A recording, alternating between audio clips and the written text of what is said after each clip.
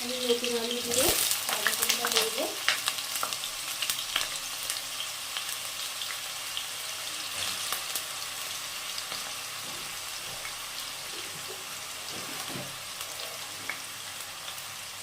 একটু লবণ দিয়ে দেবো,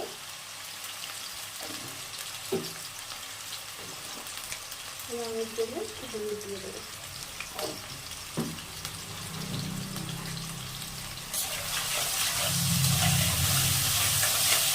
দেখুন বন্ধুরা, আলু ভাজা হয়ে গেছে, এবার আমি আলুগুলো তুলে দেবো।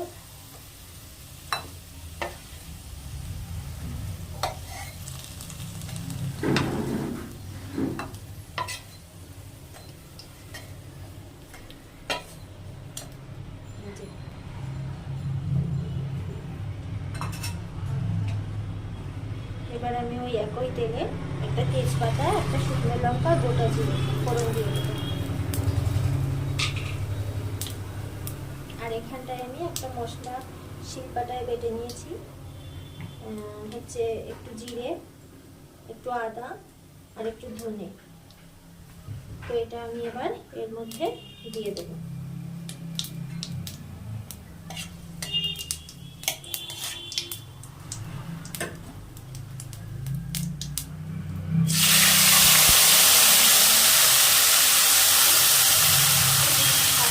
একটু জল দিয়ে দেবো।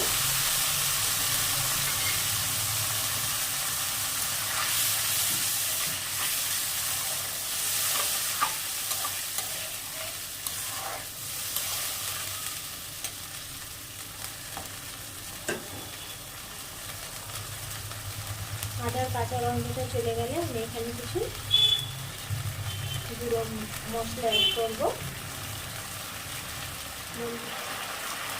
এবার আমি এর মধ্যে দিয়ে দেবো হলুদ।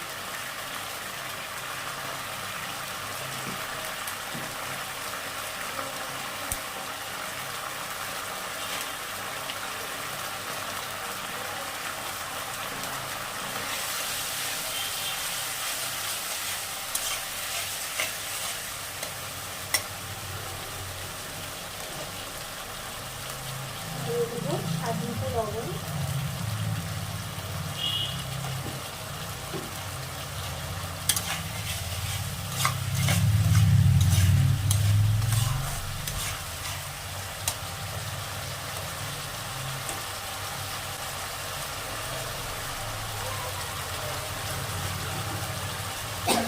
দিয়ে দেবো এর মধ্যে সামান্য চিনি।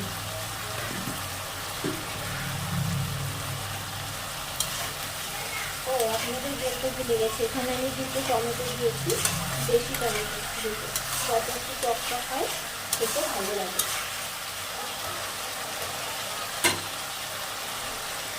এবার এর মধ্যে আমি ভেজে রাখা আলুগুলো দিয়ে দেবো।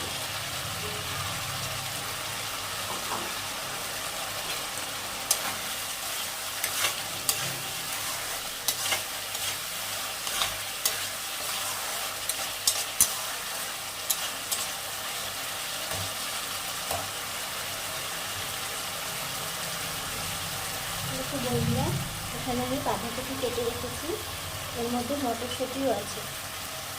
এই দেখো মটরশুঁটি আমি একসাথে সব কেটে রেখেছি, ধুয়ে এবার এগুলো এর মধ্যে দিয়ে দেবো।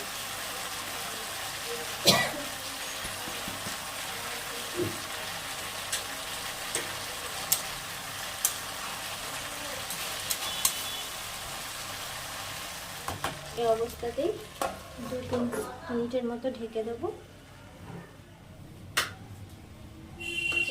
বন্ধুরা, এবার আমি কপিটা নাড়বো।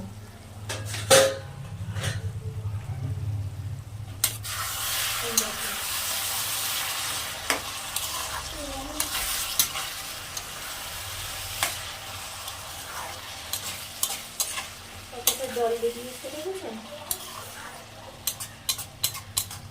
আর একটা কথা, বাঁধাকপিতে কখনো জল লাগে না, জল দিয়ে কখনো বাঁধাকপি রান্না করবেন না। আস্তে আস্তে আস্তে আস্তে রান্না করবেন, দেখবেন এমনি জল ছেড়ে যাবে আর অনেক জলও বেরোবে।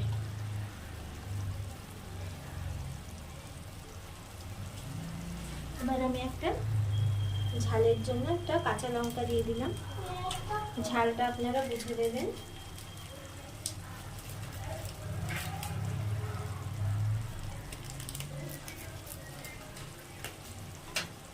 আর একটু রঙের জন্য কাশ্মীরি গুঁড়ো লঙ্কা।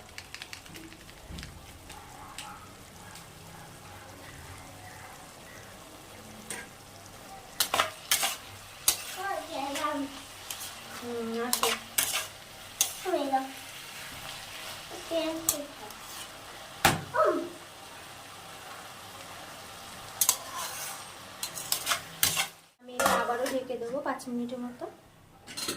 দেখুন বন্ধুরা, এবার আমি ঢাকনাটা খুলে দেবো। দেখুন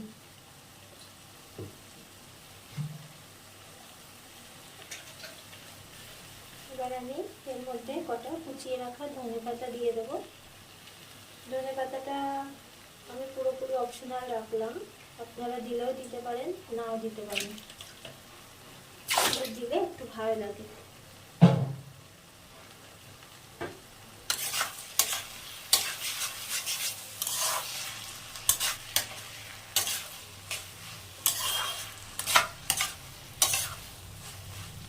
দেখুন মটরশুঁটিগুলো গলে গেছে।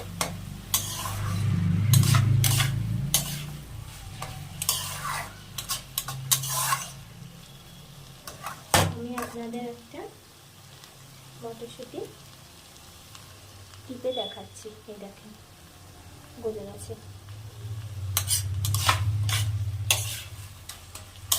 এবার একটু খুন্তি দিয়ে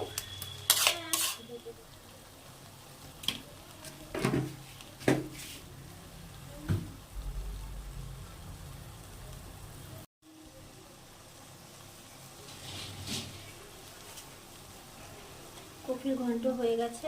এখন আমি একটু গরম মশলা দিয়ে দেবো। এখানে আমি শাহি গরম মশলা নিয়েছি, আপনারা চাইলে গোটা গরম মশলাও বেটে দিতে পারেন।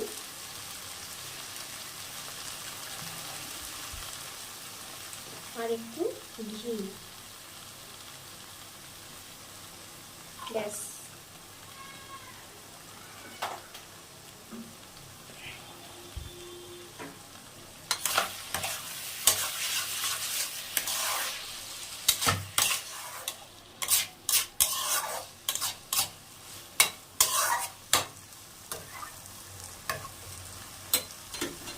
নামিয়ে আপনাদের সার্ভ করে দেখাচ্ছি।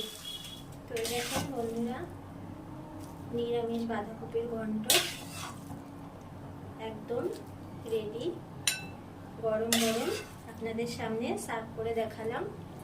তো আজকের ভিডিওটা যদি আপনাদের কাছে ভালো লেগে থাকে, অবশ্যই বেশি বেশি করে একটু লাইক শেয়ার করে দেবেন, যাতে আমার রান্নার ভিডিওগুলো অন্য কারো কাছেও পৌঁছাতে পারে। আর ইউটিউব চ্যানেলটা সাবস্ক্রাইব করে দেবেন।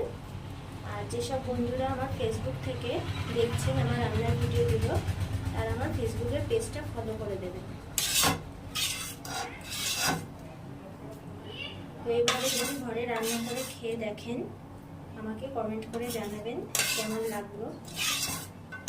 ভালো লাগলেও জানাবেন, খারাপ লাগলেও জানাবেন, কারণ সবার কাছ থেকে সব কিছু শেখার থাকে। তাহলে ভিডিওটা এখানেই শেষ করছি।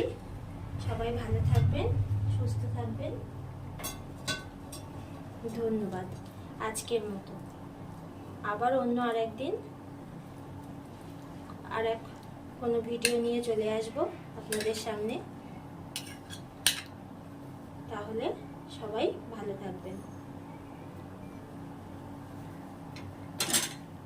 এই দেখুন, রাখছি।